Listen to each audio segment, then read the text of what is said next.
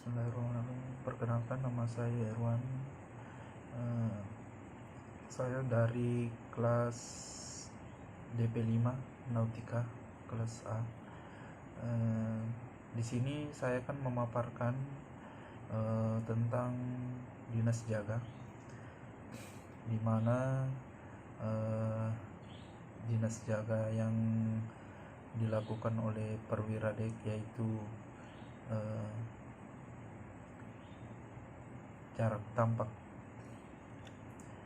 Jika jarak tampak berkurang atau diperkirakan akan berkurang, maka tanggung jawab pertama tugas jaga navigasi adalah menganut pada Kolrek 1972 dengan perhatian khusus pada isyarat kabut, melaju dengan kecepatan aman, dan menyiapkan untuk melakukan olah gerak setiap saat.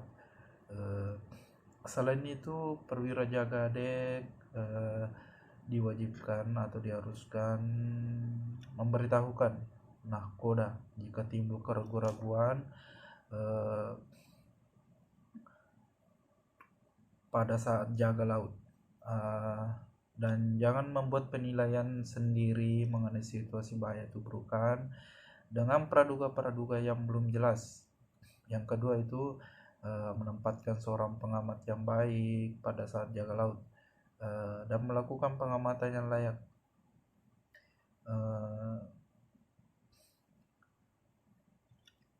Jadi baik dengan penglihatan, pendengaran maupun dengan menggunakan semua sarana yang tersedia.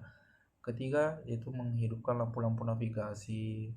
4, mengoperasikan dan menggunakan radar secermat mungkin berkenan dengan daerah tanpa terbatas.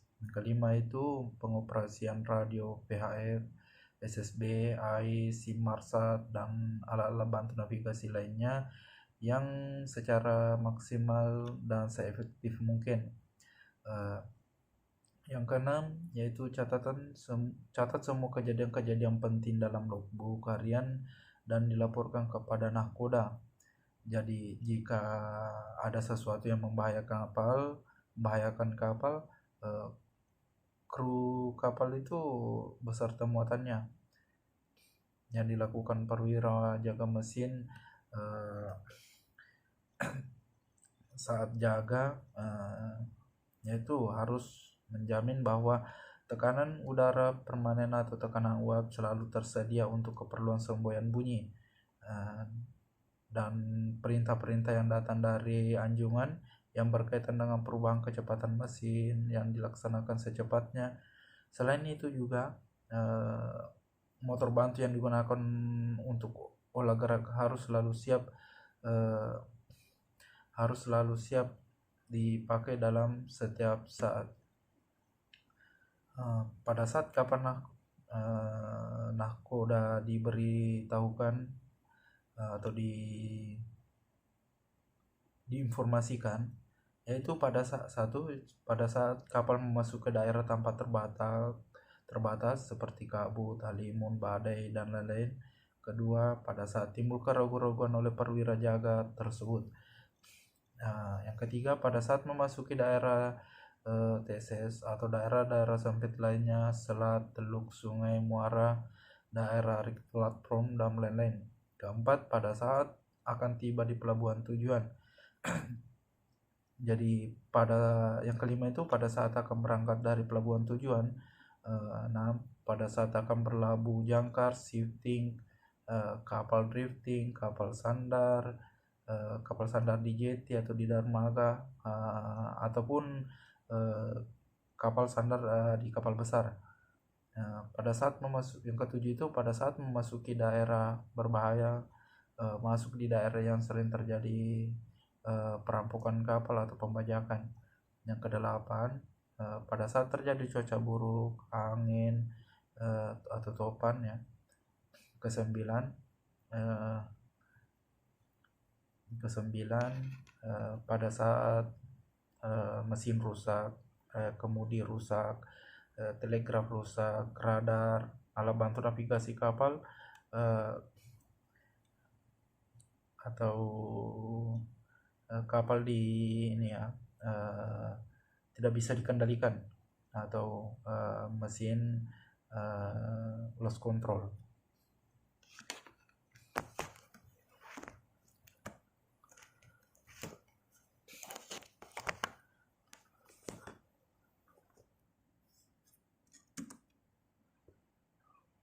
Jadi selama jaga pelabuhan, hal-hal yang perlu dilaksanakan dan dicatat oleh seorang perwira jaga itu, pertama, meronda keliling pada saat-saat tertentu pada bagian-bagian kapal tertentu.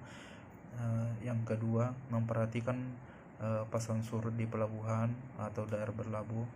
Yang ketiga, memperhatikan tangga-tangga, tros, serta memasang rad guard pada tali kipil. Keempat, melarang orang-orang yang tidak berkepentingan untuk tidak naik ke kapal.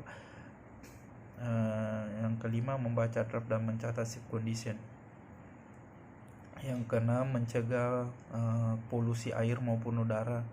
Yang ketujuh, mengontrol pemakaian air tawar dan menjaga stabilitas kapal. Kedelapan, tidak meninggalkan kapal pada saat sedang bertugas ataupun dalam keadaan apapun. Yang kesembilan, melalui musyawarah dengan nahkoda, KKM harus menjamin pengaturan tugas jaga mesin tetap memadai untuk mempertahankan suatu tugas jaga mesin yang aman di pelabuhan. Pertimbangan yang diambil antara lain, kapal yang horsepower mesinnya 3000 kW lebih, harus selalu ada perwira mesin yang bertugas. Sedangkan kapal yang horsepower kurang dari 3000 kW itu harus sesuai kebijaksanaan nahkoda melalui musyawarah dengan KKM. Boleh tidak ada perwira yang harus bertanggung jawab dalam tugas jaga mesin. C. Perwira yang bertugas jaga mesin tidak boleh merangkap atau diberi tugas lain yang akan mengganggu pengawasan dalam sistem permesinan kapal. Jadi hal yang perlu diperhatikan saat pengaturan jaga termasuk prinsip-prinsip jaga jika mengambil keputusan tentang komposisi jaga di anjungan, termasuk bawahan yang memenuhi syarat faktor-faktor berikut harus dipertimbangkan, seperti anjungan tidak pernah boleh ditinggalkan tanpa seorang punya menjaga, kondisi cuaca, jarak tampak, siang atau malam hari, adanya bahaya-bahaya navigasi dapat memungkinkan perwira yang sedang melaksanakan tugas jaga harus menjalankan tugas-tugas tambahan. Penggunaan dan kondisi alat bantu navigasi seperti radar atau alat-alat penentu posisi elektronik, peralatan lainnya memenuhi keamanan navigasi.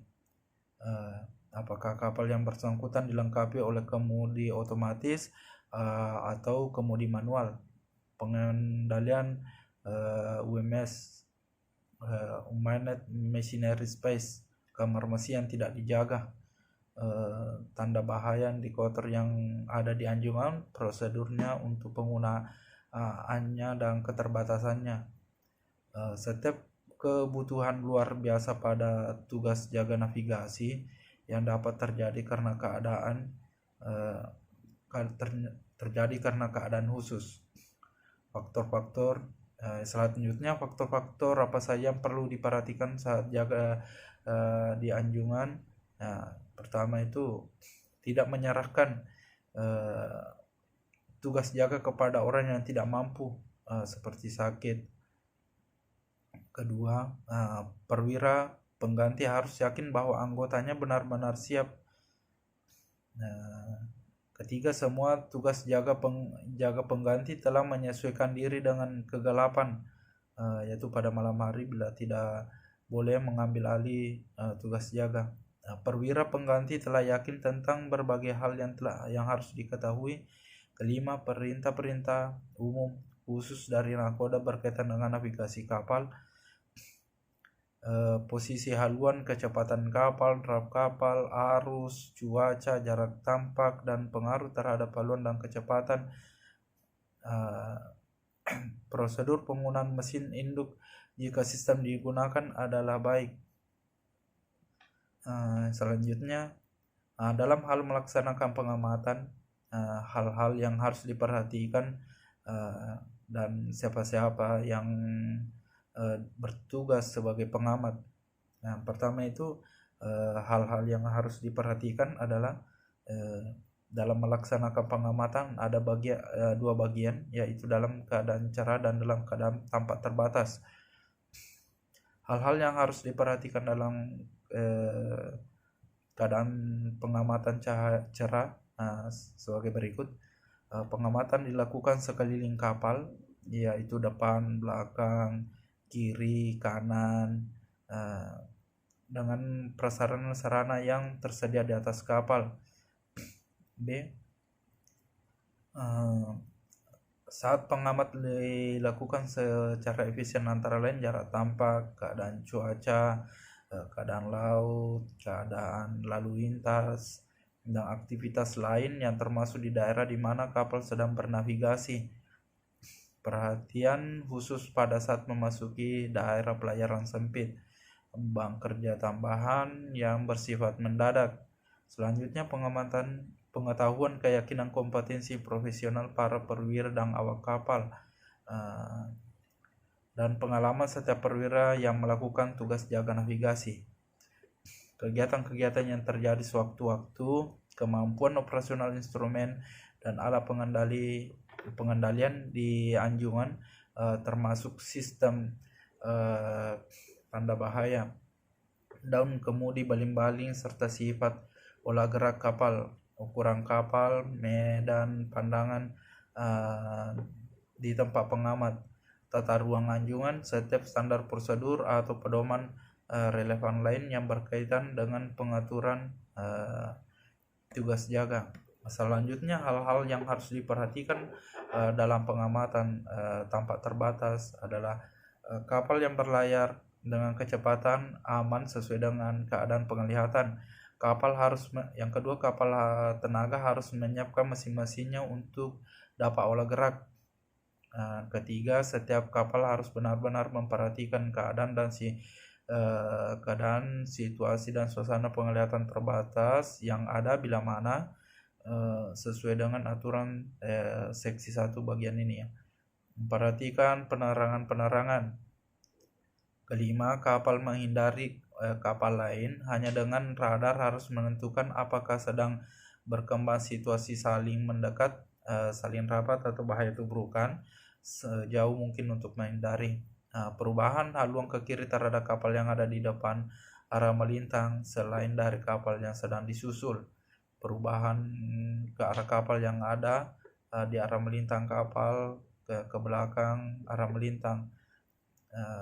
Memperdengarkan dan mendengarkan cara kabul kapal lain yang berada di depan arah melintang kapal mendekat, maka mengurangi kecepatan kapal sekecil mungkin, bila perlu stop mesin.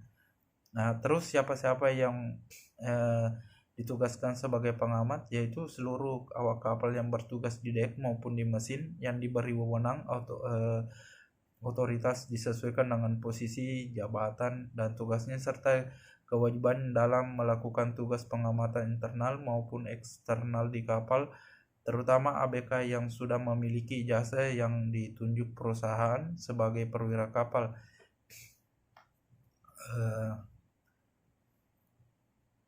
Menurut aturan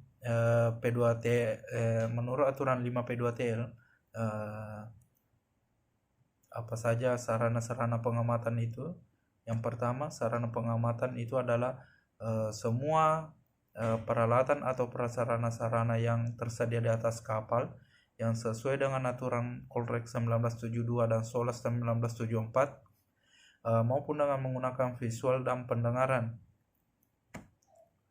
Selanjutnya, Yang dimaksud dengan kecepatan aman yaitu kecepatan aman terbagi menjadi dua, yaitu kecepatan aman dalam aturan 5 keadaan cerah, yaitu kecepatan yang sedemikian rupa sehingga dapat mengambil tindakan yang tepat berhasil guna untuk menghindari tubrukan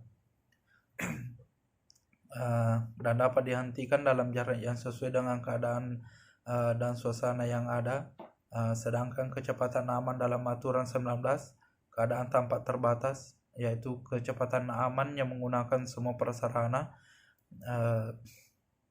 semua prasarana yang ada di atas kapal seperti radar, suling, kabut, mesin induk untuk membantu kapal menyiapkan mesin-mesinnya segera mungkin dalam olah gerak kapal. Radar untuk dapat menilai apakah sedang berkembang situasi saling mendekat, terlalu rapat, atau apakah ada bahaya tubrukan. Jika memang demikian, kapal itu harus melakukan tindakan dalam waktu yang cukup lapang jika telah yakin tidak ada bahaya tubrukan setiap kapal. Terus siapa dan bila mana pengamatan layak harus diadakan. Semua orang yang mempunyai kepentingan di dalamnya, yaitu administrator, pihak perusahaan, nahkoda, kru kapal, atau ABK kapal yang diberi jabatan atau tidak ada jabatan, semua terlibat dalam tidak terkecuali peraturan serta undang-undangnya. Selanjutnya, persyaratan seorang pengamat yang layak yaitu senantiasa waspada secara visual maupun pandangan, bertanggung jawab terhadap tugasnya dan disiplin. Dapat dengan cepat membaca situasi atau perubahan untuk melakukan tindakan yang cepat demi keselamatan kapal, mengerti dan menempatkan diri terhadap serta kesulitan orang lain, saling membantu, sehat jasmani dan rohani, memiliki kemampuan dan pengetahuan sesuai tugas dan kewajibannya, tidak dibebani oleh tugas lain yang dapat mengganggu tugas jaga lainnya. Demikianlah pemaparan saya. Mudah-mudahan apa yang saya sampaikan ini dapat membantu dalam melaksanakan tugas jaga di laut maupun tugas jaga pada saat berlabuh. Terima kasih atas waktu dan kesempatan yang diberikan. Assalamualaikum warahmatullahi wabarakatuh.